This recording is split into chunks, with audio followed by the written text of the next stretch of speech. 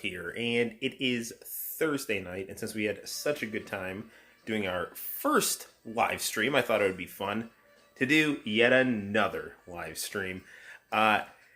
This evening, we'll be playing some exciting video games, such as JoJo's Bizarre Adventure, Tekken Tag 2, and we'll see what else the night may bring. I'm thinking some Bare Knuckle 2 on the Sega Mega Drive Mini. Maybe people will show up, maybe they won't. But either way, I'm fine just talking to myself since I'm insane, and that's what I've been doing since I was a young child. Don't be creeped out by that. All only children talk to themselves. Okay, so without further ado, let's get down to playing some Sega Dreamcast. Now, I am a lucky fellow. So for Easter, my wife got me JoJo's Bizarre Adventure, brought to us by the fine people at Capcom. This is actually a very hard game to find. She actually got it through Etsy. So, as you know, Dreamcast games can be, easily homemade. And sadly, they're out of print. So Etsy is your friend when it comes to that kind of thing.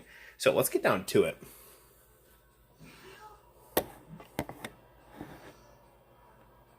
I'm going to turn the speaker up a little bit.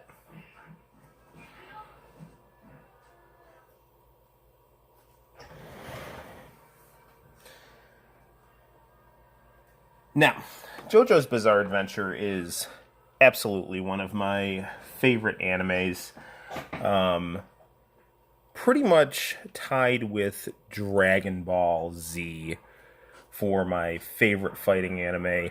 I was raised as an only child by a mother who did a lot of history of art. So I was raised looking at a lot of Greco-Roman statuary.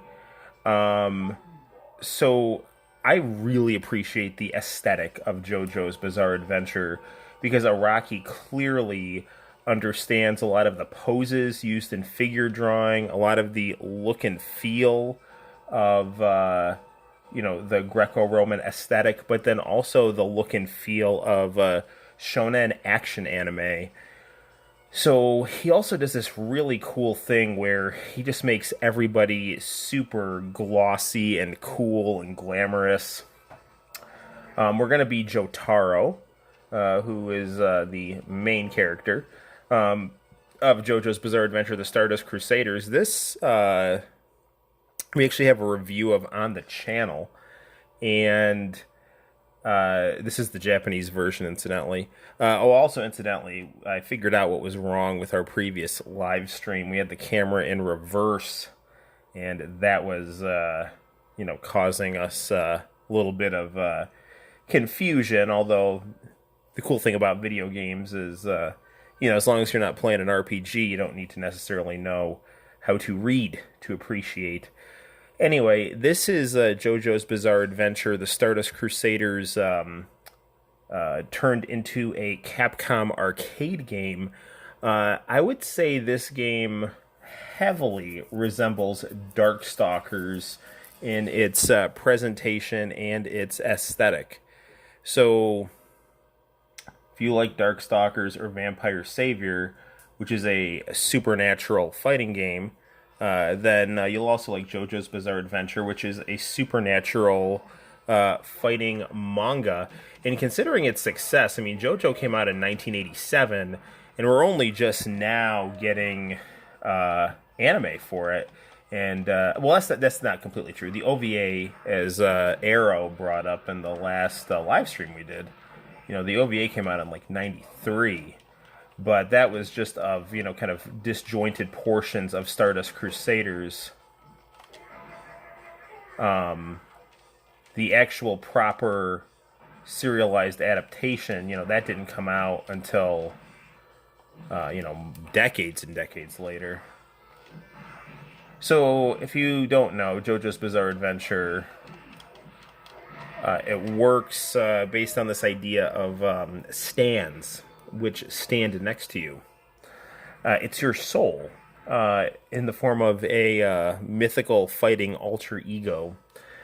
And each stand is representative of a character, and said character's stand often is a Western musical reference, which is just fantastic. There's Dio, who is based on Cortland, New York's second favorite son after myself, Ronnie James Dio. Literally, Dio Way is a street in Cortland. I stood in front of Dio Way for our YouTube review of the Stardust, not the Stardust Crusaders, the JoJo's Bizarre Adventure All-Star Battle, featuring the Stardust Crusaders.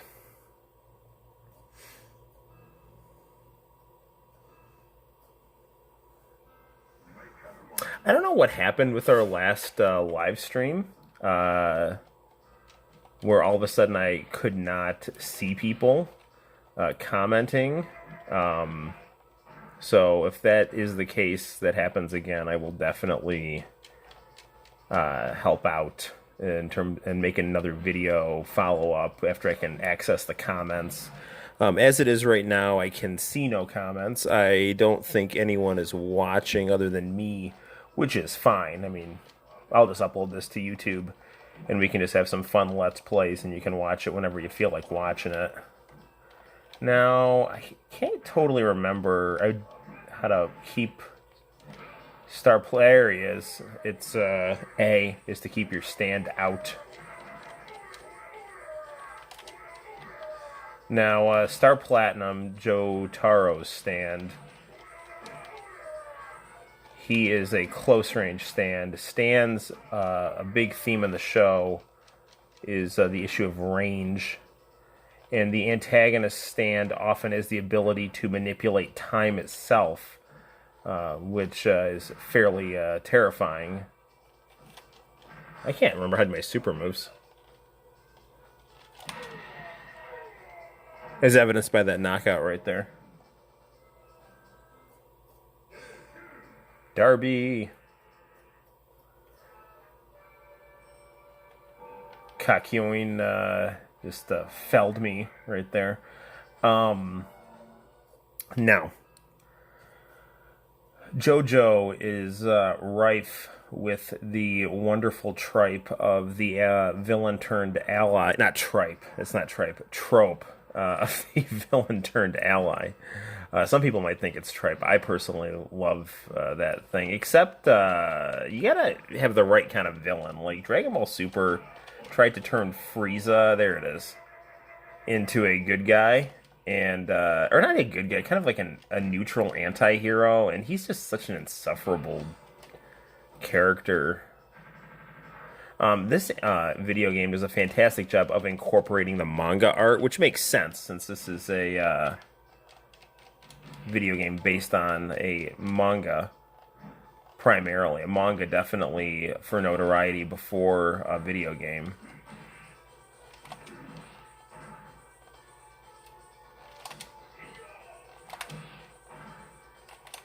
Darn it.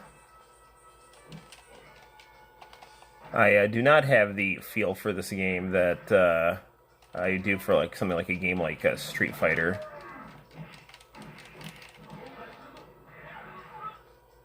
I have beaten it a few times though, it's great.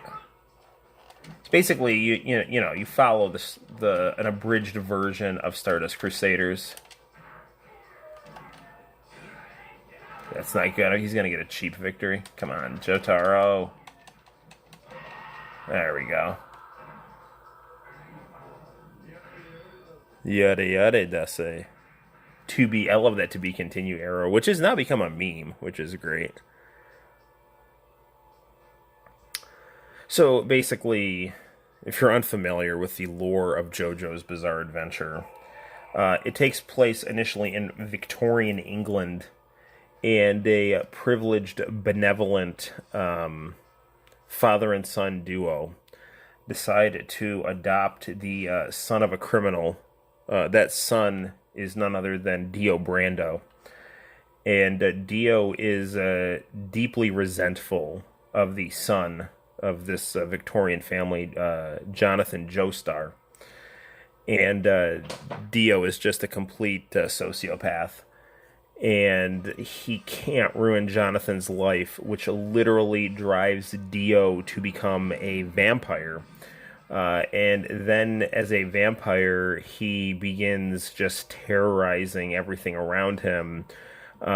Jonathan is a fighter and is driven to stop Dio by learning how to use the sun's power, called Haman. And eventually, what ends up happening is Dio and Jonathan end up taking each other out. But since Dio is an immortal vampire, he finagles a way to get his head onto Jonathan's body. And Jonathan's grandson ends up fighting the original vampires while Dio slumbers beneath the sea, trying to kind of reboot his power. And that is leads to the second JoJo, and Stardust Crusaders, what this game is based in, is the third JoJo, where Dio is now resurrected with Jonathan's body and has amassed a horde of disciple stand users to try to kill our protagonists, who are hunting down Dio, because Dio now has Joestar blood, and all the Joestars know that Dio is back and are fated to fight him. Incidentally, the main thing driving the plot of Stardust Crusaders is that Jotaro's mom, her stand, starts taking her over, and if they kill Dio, that will stop the curse that's destroying her. And speaking of a curse, I got KO'd.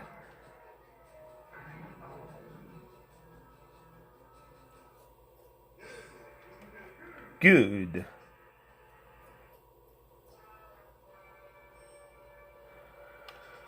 Oh, let's keep up with Jotaro, but we'll change our color. Incidentally, I love how these Capcom games from the late 90s really utilize the comic book aesthetics of the game that they were based on. So, for example, let's say the first Marvel vs. Capcom really looked and felt like a Jim Lee comic book. JoJo has that beautiful Araki manga artwork. The only real, that's not even a criticism. They use the Darkstalker style sprites, which I don't know. Like, the faces on this game are not that expressive, but there's still such beautiful character designs, and then the artwork you get is so beautiful.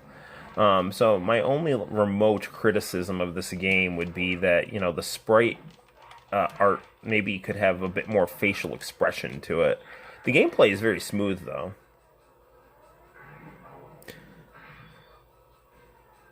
The essence of each character is thoroughly captured. So that's good stuff.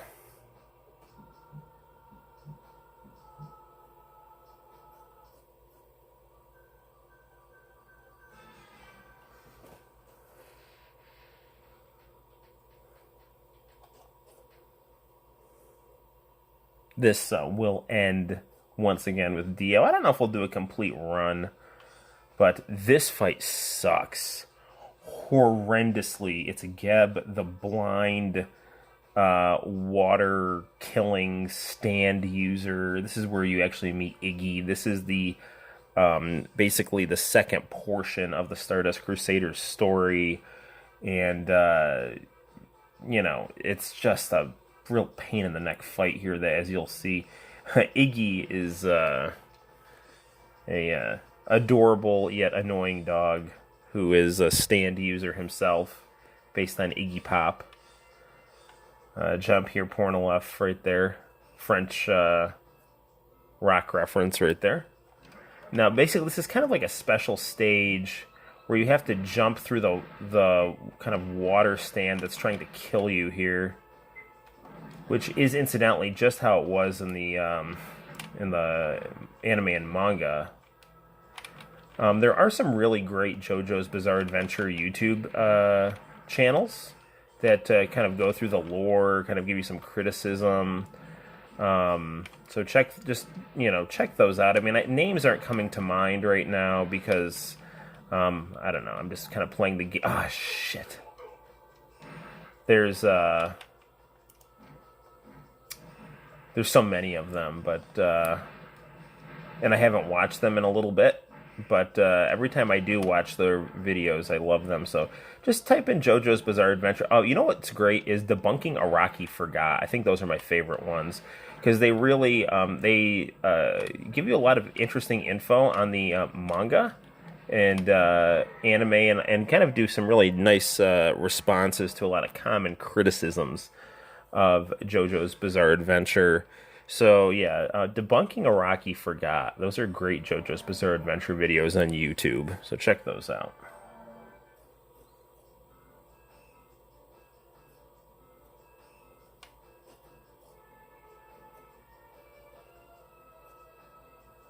You can also incidentally find some Hirohiko Araki interviews that are subtitled in English that are great to watch on YouTube.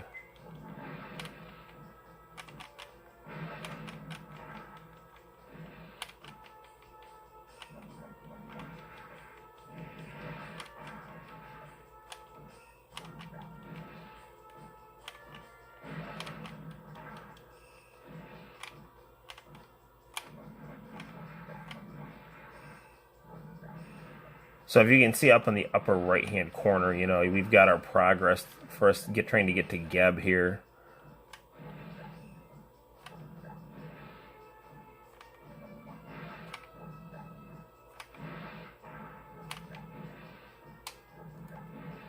We are so close. We're so freaking close. There he is. We're so close. He's in sight. Got him. You only have to land one hit on him, but to actually get to him is a huge, huge pain.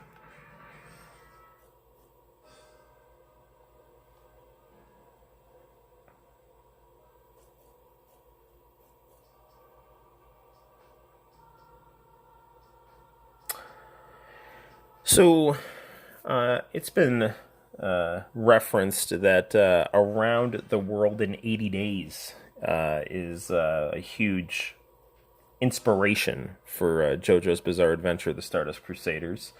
And you definitely kind of get that feel of that global adventure, you know, following maps, all kinds of unpredictable craziness.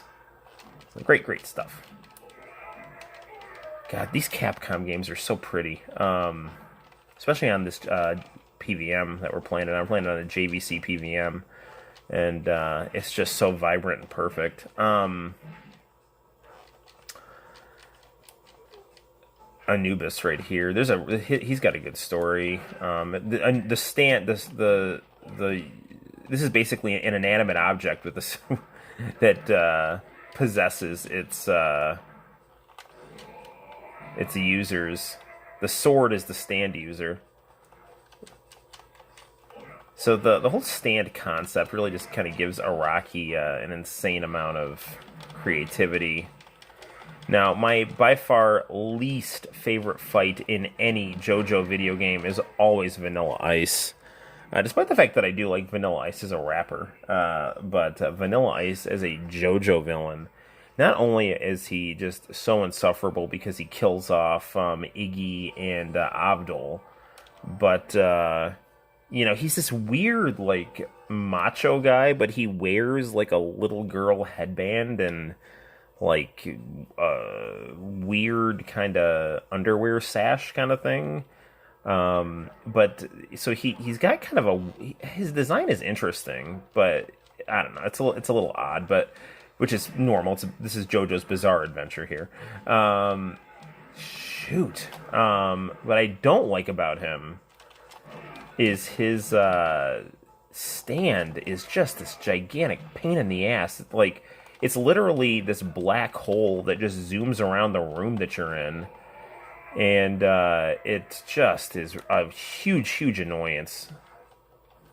I mean, I get stuck on that character often.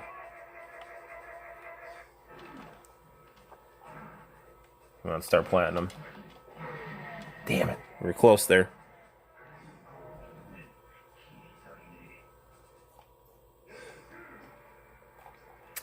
we don't necessarily have to beat JoJo. We can go into our next game if we want. But I am having some fun playing JoJo here.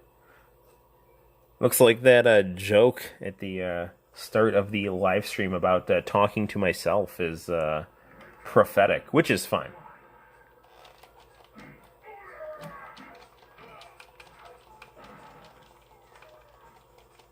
It's Thursday night. I'm sure everyone out there is watching their Vampire Diaries reruns. Incidentally, speaking of the CW, I've been watching a lot of the Quartering's YouTube channel, and he's some of the stuff he reports on. I can't actually believe it's even going on. Like how bad the comic book industry has gotten in terms of political correctness and really kind of betraying the essence of characters and franchises. I mean, I went to SUNY Binghamton, so I'm very, very familiar with the kind of hysterical culture warrior left. But to see how far it's permeated into nerd culture is kind of shocking.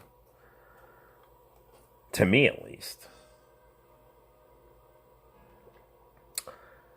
This character turns people into like little kids that so basically you kind of revert in age to the point where you enter a fetal state that then no longer exists.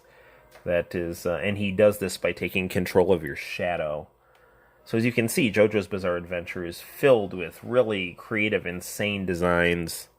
Really heavily influenced by glam rock. Prince is, I think, the kind of the muse of Araki in many ways. If you combine Prince with Hokuto no Ken, you really get JoJo's Bizarre Adventure.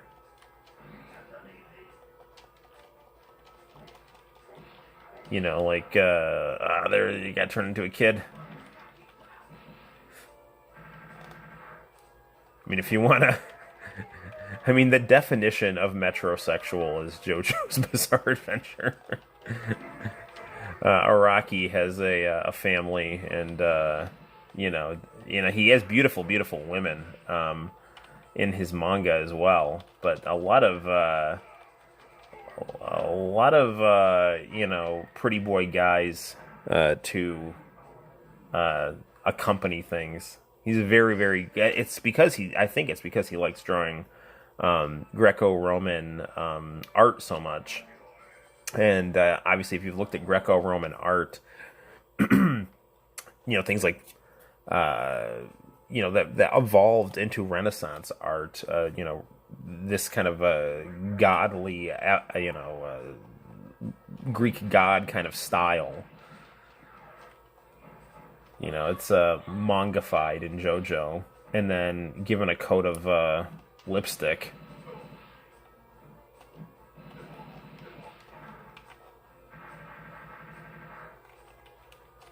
Come on. Come on, Star Platinum. Star Platinum, Zawud. So Jotaro, he will return throughout JoJo up through the Stone Ocean. Which, incidentally, I can't wait for that anime to come out. I hope it does come out. There we go. Super combo finish.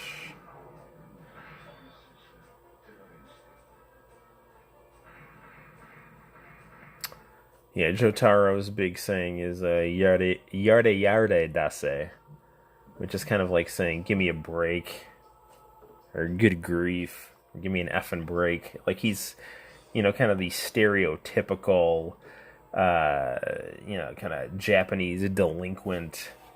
The closest thing we could find in American culture would be like the 1950s greaser. But he is a benevolent, young man with a warrior spirit. We are now in Dio's mansion, and we're going to fight Vanilla Ice, and this fight is such a freaking pain. I hate this fight. I mean, I don't rage quit. That's not my style, but this is one of those where, you're gonna get pushed to the edge.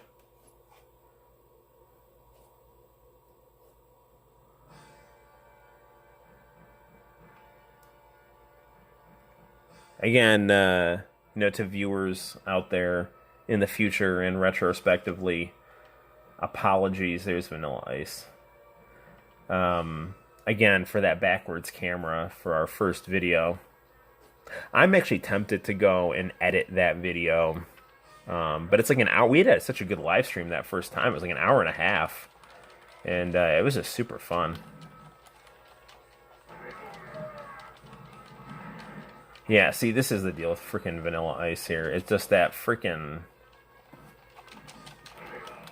His stand just is like...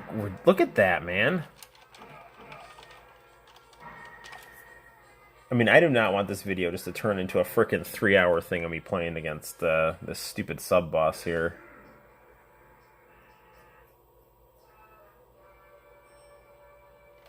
Incidentally, here's all our characters here.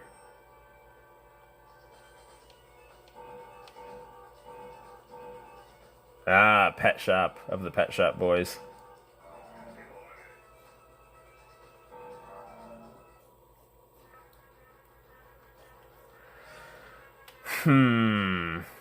We'll give Vanilla Ice a few tries, and if it doesn't go too well, we'll have discretion be the better part of valor. Darn it, I haven't played this game in so long. Like, it hasn't been like that long, but I don't... There's a trick to beating Vanilla Ice. You have to basically jump over his dimensional orb here. There it is. We got the rhythm going here. Damn it. Does so much damage. I mean, that's why it killed Iggy and Abdul.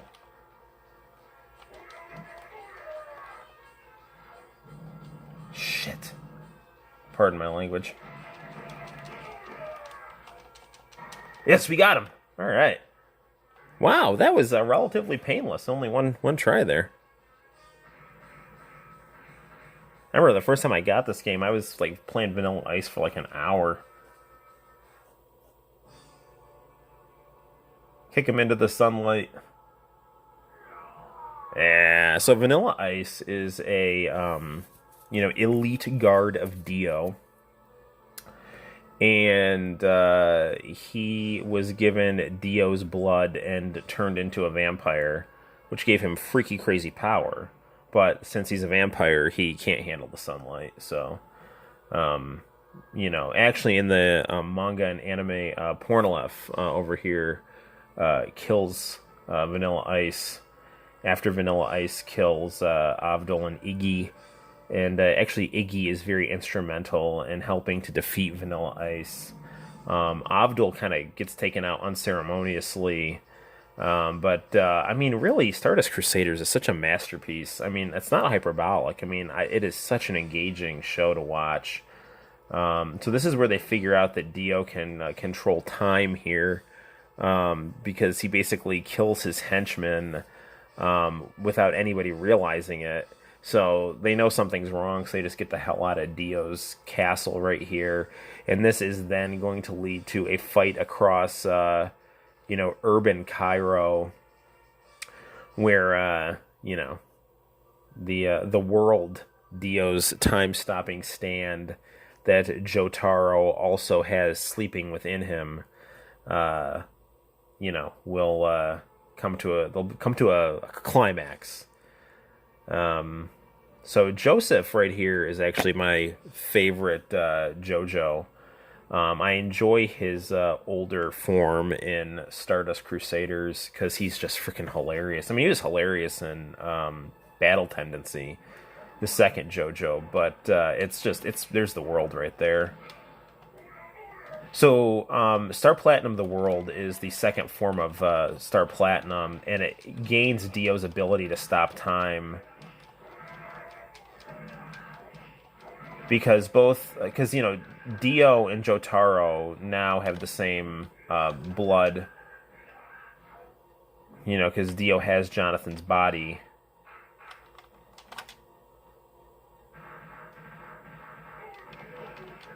Now that I said, Dio is easier than Vanilla Ice, now we're going to beat Vanilla Ice more easily and lose to Dio, probably.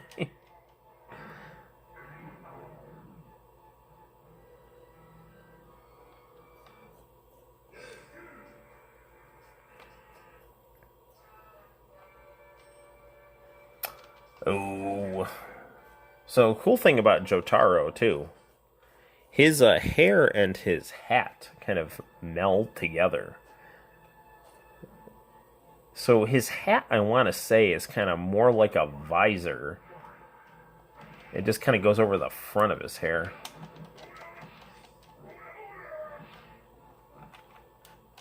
So this fight with Dio is going to go... damn it. He's going to have a second form. Because he's going to absorb Joseph's blood and get stronger. Nice pose there.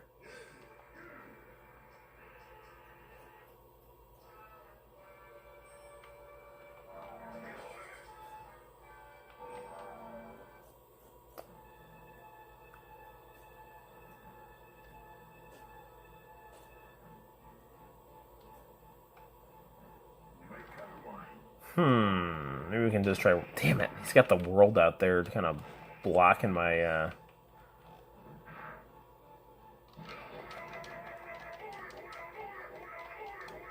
If I can spam start platinum on him.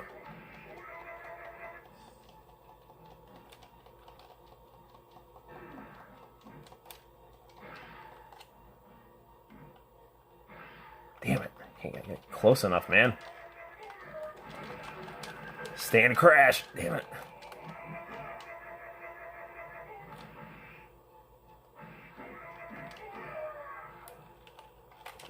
Come on, start platinum.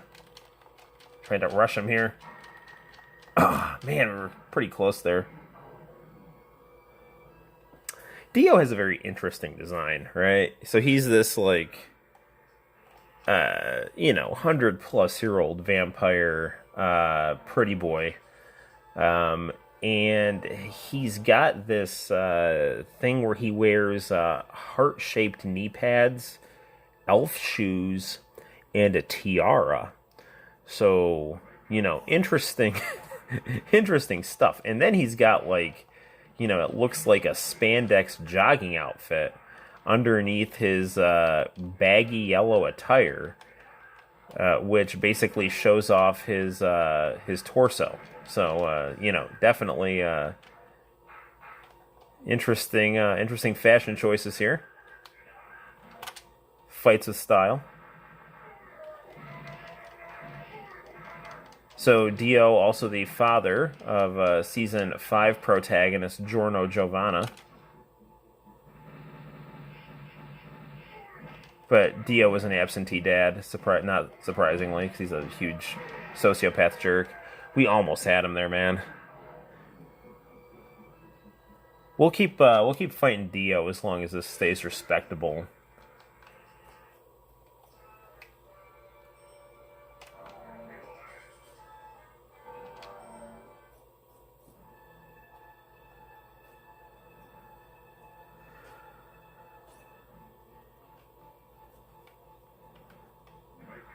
So, I'm super excited. I ordered a white Sega Dreamcast, not Sega Dreamcast, Sega Saturn last night. I was actually, it's modded, so it can play my import games without me having to worry about a pseudo Saturn or Code Action replay. Saturn actually is a very easy console to play imports on, which is really nice, but... the software option of having a cartridge you have to plug into the back, it's not always 100%. Sometimes you got to blow on the cartridge or clean the cartridge to kind of get it to register. The Code Action replay can't play burned games. And, sometimes if you want to play a game like Police Knots and you don't speak Japanese, you have to have a burned copy, Or there's like an obscenely expensive game that's like way out of print, like Final Fight Revenge. Your best bet is to get a burned copy on Etsy that's, like a really good quality repro, because that game is not worth the amount of money that it goes for, incidentally, also, Final Fight Revenge. But, having a modded Sega Saturn, you don't have to worry about like getting a pseudo Saturn and trying to figure out software issues. So, In the way I stumbled across this white Saturn is I actually ordered a modded PS2 off of Etsy because I really want to play the Hokuto no Ken Sammy fighting game, and I need to have my PlayStation modded to play it properly. Damn it. Now you can do tricks with swap discs and whatnot with a PS2, and my friend and I used to do that a lot back in the early 2000s. Maybe more like early 2010s would be a little more accurate. But the swap disc tricks with the PlayStation 2 don't really work that well all the time. I'd say they're about 75 to 85% accurate. So if you want to play import games or backup games, then you really need to have it modded. And so I got this modded PS2. But because of the pandemic, the shipping on it was all messed up. It didn't come here for, weeks and weeks.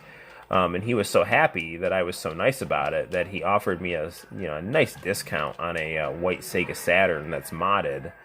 And he's actually shipping it to me, post haste. So I should actually be getting that Saturn by this weekend. So it should be fun. We'll do a little unboxing video for the YouTube channel. So keep your eyes and ears peeled for that. So that should be fun.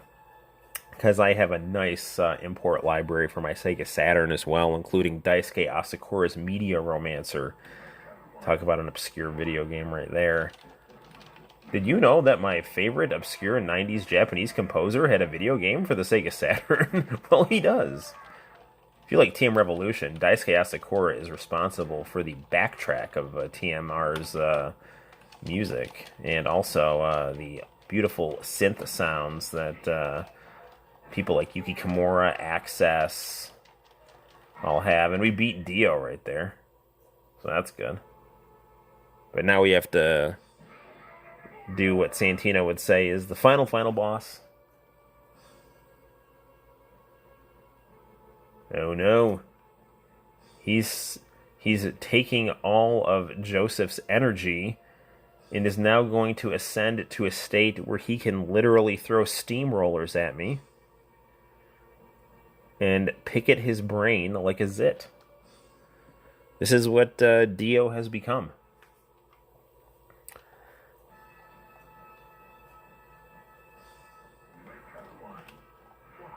Stand out, come on, Star Platinum.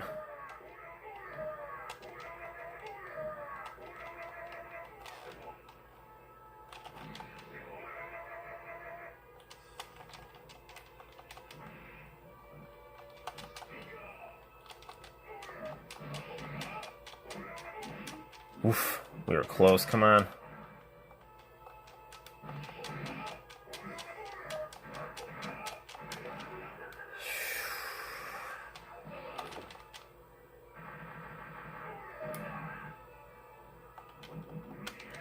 So, there's Dio is we're so close, come on, man.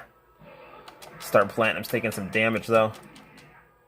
Come on. Yes, super finish too. All right. We, as Santino would say, beat the game. We beat the game. See, Dio, the only thing that you did that really screwed you is you pissed me off. That's the reason you lost here. It's a famous line from JoJo as Dio gets smashed. Because, what with Dio being responsible for so many of Jotaro's friends' death and his mother's mortal illness. Now, thankfully, Joseph got some Dio blood, but his Haman knew how to counteract the vampiric effects, and Joseph was not really, he had only been dead for a little bit, if he was dead at all, so he was able to be brought back to life, and Joseph actually, never dies in JoJo. He just becomes an old man. And, he is alive in Stone Ocean. And in Stone Ocean, that's when the timeline resets. And then you kind of kick to an alternate dimension. JoJo where, you know, Dio is a horseback rider and Jonathan is also a horseback. They're jockeys in a in a late 19th century horse race where you have to assemble the body of Jesus for the ultimate power. That that is the Steel Ball Run tournament, my friends. So yes, Pornolef is such a cool character, man. You know, so I've said this before in other videos. Guile is basically supposed to be Pornolef, but in the military. There's Holly right there. Wasn't showing up on our camera briefly. So yeah, there we did it. We beat JoJo right here. Let's enjoy our credits. Woo, because it has such nice manga artwork here. If you didn't know, Kakyoin over there is the person who sacrifices himself to tell the other Stardust Crusaders that Dio's power is that he can stop time. And that's because he figures it out, because Dio punched him through the chest without him being able to track his movement. So, you know, there's that. So Jotaro can, you know, stop time. But will ultimately... I'm just giving a ton of JoJo spoilers here, but, you know, I'm assuming that, you know, people who are watching this have seen JoJo. Plus, I mean, this manga came out in the early 90s, so this... You know, I think enough time has passed, but it's gotten recently popular, especially in the United States, with the you know, advent of the David animation. Like, I always knew JoJo's Bizarre Adventure, but I never actually did much in terms of watching it because, you know, the OVA is actually not super easy to come across. I mean, now you can find it on YouTube, but, you know, when I would go to, like, video rental stores and whatnot in the, you know, early 2000s, I never saw JoJo's Bizarre Adventure anywhere. So, but I got a subscription to Animerica Extra, and, you know, they would review animes all the time and show manga, and, you know, so I knew about JoJo's Bizarre Adventure through that, and then I also... there was a website called Anime Nation that sometimes I would order manga through, and I actually ordered an Ultra Jump that there's Hull Horse right there, that had Steel Ball Run on the cover, and so that's, you know, that's how I knew all about JoJo, basically, kind of peripherally through the manga culture the manga and anime culture that I was a part of, and it wasn't really until recently that I got Pluto TV. And they started running JoJo's Bizarre Adventure episodes like in prime time that I got hooked on it. And, you know, I don't think it's currently showing in prime time right now, but there's the Anubis possessed Pornolef right there. Pornolef is actually really cool, and Golden Wind as well. You know, he's all messed up from, you know, getting beaten up by Diavolo, but he has a really cool design where he has kind of like this Prince eye patch, and he's in a wheelchair. He's all badass. All right, game over. So, what shall we play next? Why don't we play? We'll play some Tekken Tag 2, and you know, if no one shows up, we'll wrap it up at that, and you guys can just, you know, watch these videos on your own time or not. And if people do start showing up and want to keep talking, then, you know, we'll see. All right, so Tekken Tag 2, that is a PlayStation 3 classic, my friends. And, you know, the PlayStation 3, especially for high-definition games like that, are best enjoyed in, you know, a nice flat-screen TV. So we'll set up our camera like so. Hopefully you've all had a nice Thursday. You know what I like to do usually on Thursdays is they will have reruns of the Asylum years of Impact Wrestling, then known as TNA Wrestling, on the TNA Impact Pluto channel. And I was actually planning to have that on in the background because they've been showing that on Thursday nights, but they're not showing it right now. So I'm not gonna put that on because I'm not really a fan of the current TNA product. It's pretty sad, in my opinion. Not taking anything away from the wrestlers, but there's just nothing there, man. I am going to grab Tekken Tag 2.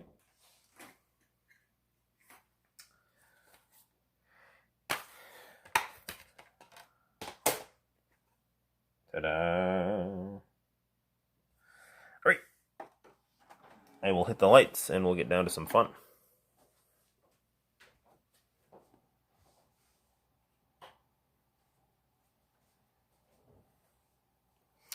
Now, this is a fighting game that I have a huge appreciation for.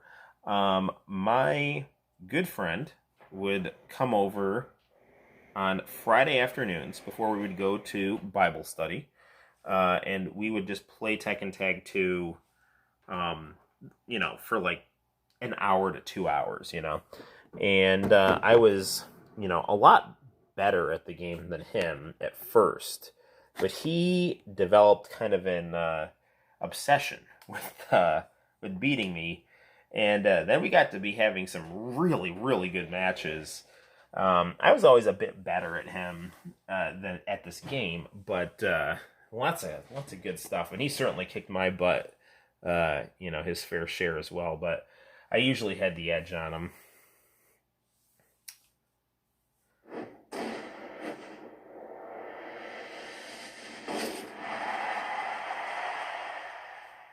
This game has amazing graphics that hold up extremely well.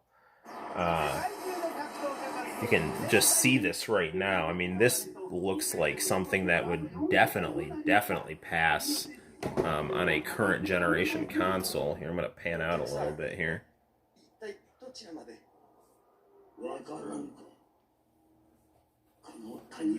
Now, I mean, just looking at this, even with the, the limitations of a webcam, I mean, it's still both stunning and brave to look at, We'll lower this a little bit here. I don't want to wake up Santino. I mean, Tekken 7, the current Tekken that's out, I mean, I was playing that today, and it's certainly a nice game, but compared to this game, it can't really hold a candle. I mean, this really was, I think, the apex of fighting games in terms of the quality of what was released. I mean, this game came with a ton of characters right off the bat, beautifully animated, cutscenes. Every character had an ending. You were incentivized not by, having to play this game to get essentials, but you could just keep playing and earning, things to just have crazy cool costumes. The fighting system is very deep yet simple. It's based on a lot of directional rhythm of movement with punches and kicks. But as you play it more and more, you find more and more ways to utilize those things. So it's very, very enjoyable to play either by yourself or with a friend. And I just have great memories playing this game, so. And this is one of those games where I, kind of like, if I'm not doing well at it, I kind of beat myself up a little bit, because it's like, you know better, Noel, Alright, offline mode. Oh, look at this, it's an arcade mode. Something sadly lacking from many modern video games. Now, my go-to person on this game is always Angel. You can see I've got a variety of nice costumes for her. Let's be Sexy Black Dress Angel. And my other go-to is Unknown. Or Jun Kazama, but I'm also a huge Eddie Gordo person, too. And Kazuya is another person I tend to lean on in this game. I mean, just looking at the amount of characters and beauty of the animation and character design, this is just a great, great, great, great game. This is, I would have to say, my favorite fighter on the PS3. Now, it's been a while since I played this, so...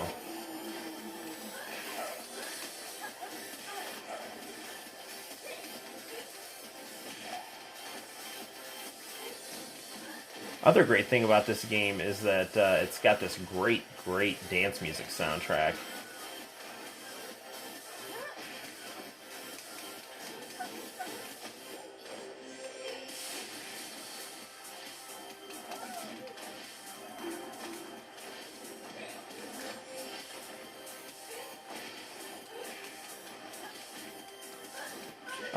Now, for this game here, unlike Marvel vs. Capcom, we have the one and done, basically. You knock out the current fighter, and that's the end of the team. You're not in a situation where you have, two fighters. Tiger Jackson's very cool. It's Eddie Gordo with an afro, but this is apparently not Eddie Gordo, so...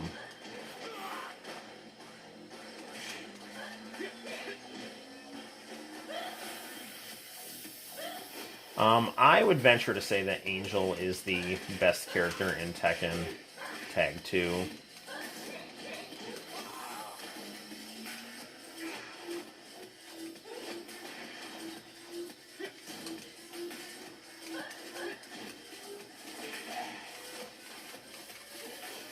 was playing this game earlier today, actually, with Santino, and I was playing it with a 6-button controller. That was made for Street Fighter Cross Tekken, because it has, like, the Street Fighter style button layout. And I actually really, the Tekken games are really made for the traditional PlayStation controller, for sure. The way that the buttons are laid out, that 4-button control scheme of the triangle, circle, X, square, it really, it goes with Tekken like syrup and waffles, Final round. Tag. It's unknown.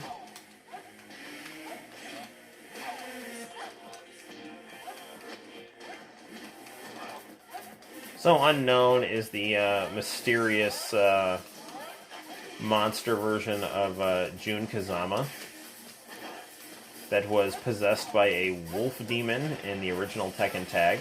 Get out, get out. Which, was a PS2 launch title. PS2 had a nice launch library. I mean, PS2 gave Dreamcast trouble right off the bat, but, I mean, I don't know, man, if you... it's hard to... PlayStation 2 has a better library than the Dreamcast, but the games that the Dreamcast has are so good that they stand out as unique to what the PS2 had to offer. And to this day, I play my Dreamcast much more than my PlayStation 2. But at the time the PlayStation 2 was in its, on all of its glory, I definitely ended up playing my PlayStation 2 a bit more than my Dreamcast, but they're both such fine consoles. You know what game is super underrated on the PlayStation 2? Is The Bouncer. That, people tend to look at that game as one of Squaresoft's first misses, but I disagree strongly. The only real problem with The Bouncer is it doesn't have a cooperative mode, since it's a beat 'em up game. But it's also an RPG, and RPGs are inherently one-player experiences a lot of the time. So, but with a game like The Bouncer, that second player could have, I don't know, and maybe added to the fun more. Since it is a pretty linear story. But The Bouncer is such a pretty beautiful game. And I played the crap out of that when it came out. Aesthetically, I mean, I prefer The Bouncer to Final Fantasy X. And the reason I'm talking so much about PlayStation 2 games, once again, is because Tekken Tag, the original, was an early game for the PlayStation 2, along with Street Fighter EX3, which is one of those, early on in the PlayStation 2, they had these, like, blue back discs, that, I don't know, they tend to not read quite as well sometimes. And my copy of Street Fighter EX3 definitely has similar problems, where it just does not always read quite as well. I'm out of practice on this game.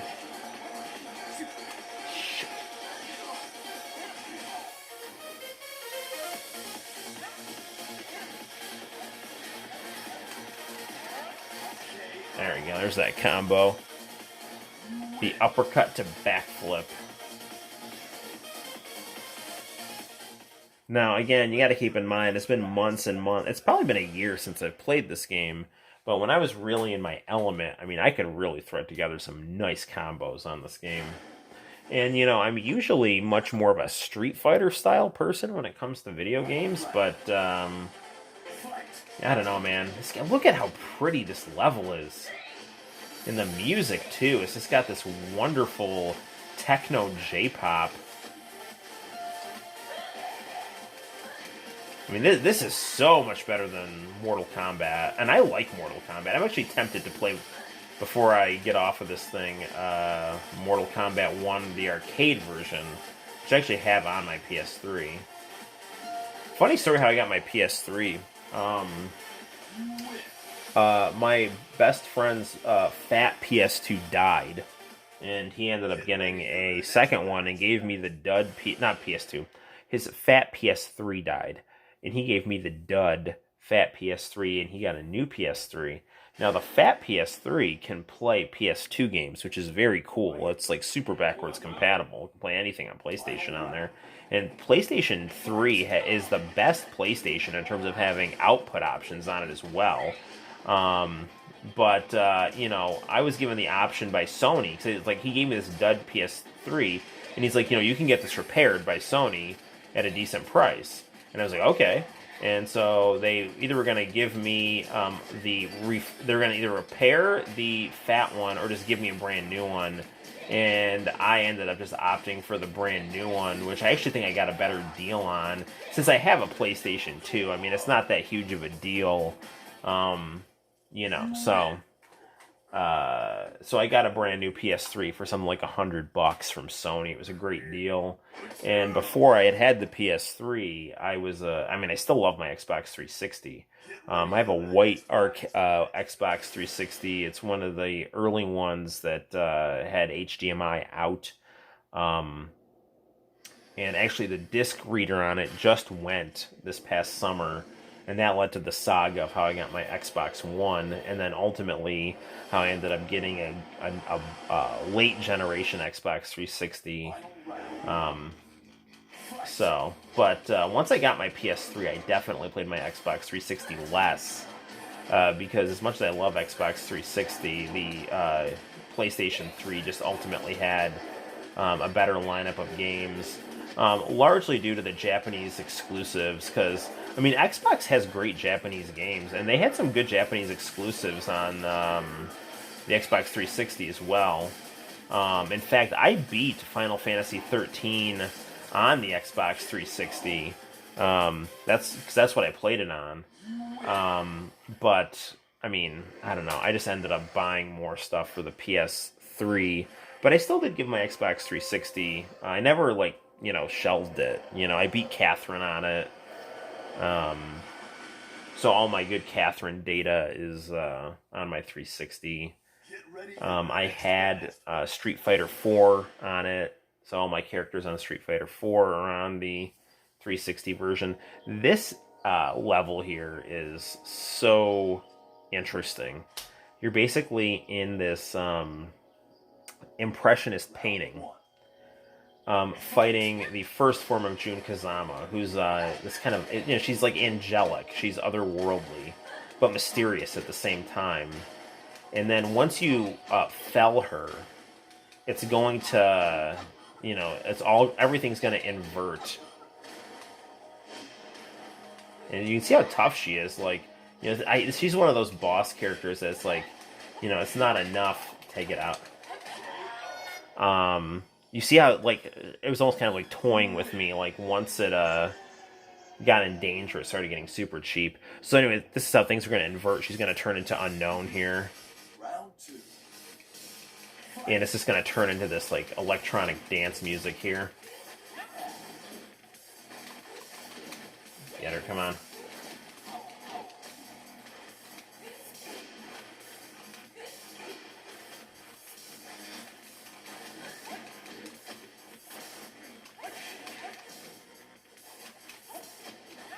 Ah, jeez.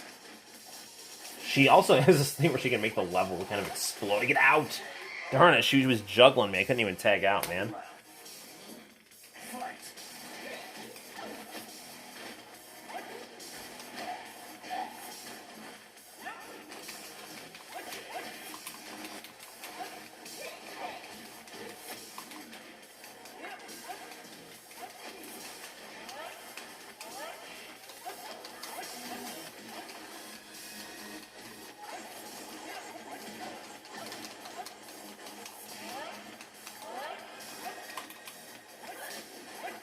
Get out, damn it!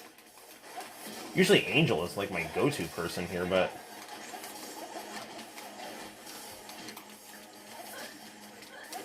Oh, man! I was just getting ready to go to my finish combo, too. Ah. Well, no one's shown up thus far, so I'm thinking we're gonna hold off on Mortal Kombat 1. But we will finish off the game here since we're so close.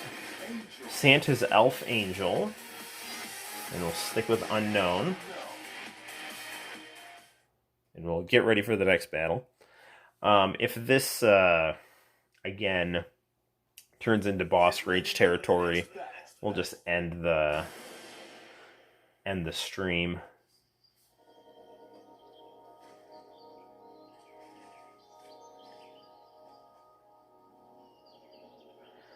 I don't know. It baffles me how the video game industry has just kind of reverted to going from giving you games of just the highest absolute quality, like Tekken Tag 2, to just churning out these, like, half-done games that take 2 years to even approach the level of a game like this.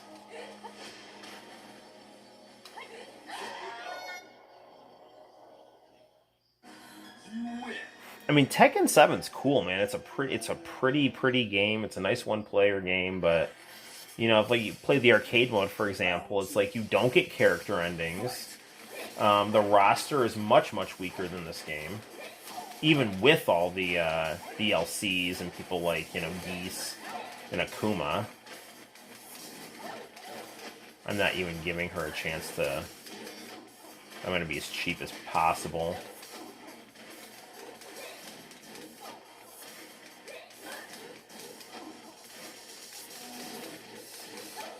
Man, look at that. Like, she's got, like, no health and she's still chugging along there. Well, we beat the game. Ooh, lucky box. Let's see what we get. Ooh, lots of money for all kinds of fun things we can use to dress up our characters. I will say this about Tekken 7. They have Bullet Club attire from New Japan Pro Wrestling, and fewer things look cooler than Akuma from Street Fighter in Tekken 7 wearing Bullet Club stuff. So, cool stuff. Now check out this ending here.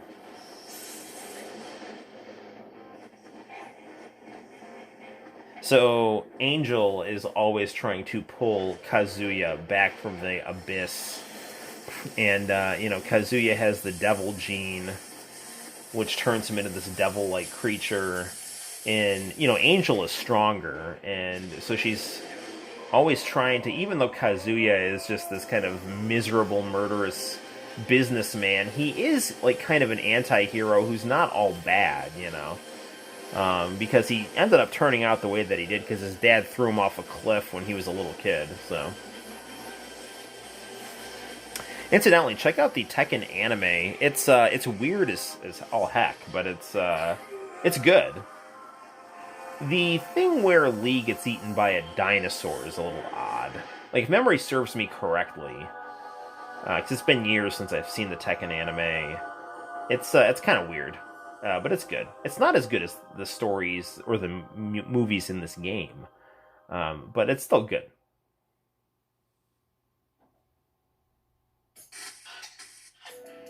Ah, all right. Well, there we have it, guys. That was our second live stream. I hope you in the future are watching and enjoying this.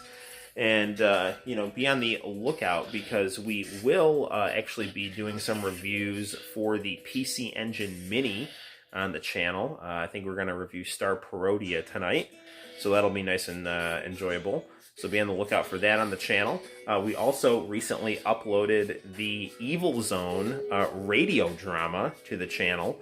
So you can see that, I believe, exclusively on the Noel ComiX YouTube channel. We also uploaded California Crisis, where you can see that all over YouTube, but I wanted to have that on my channel. It's such a beautiful anime, and I kind of added some fan art to it, and put a little intro to it, added some 90s wallpaper around it, so check that out. It's been fun, even though it's been a solo flight tonight. So until next time, guys, my name is Noel. Like and subscribe, and I will see you in the very near future. Bye-bye.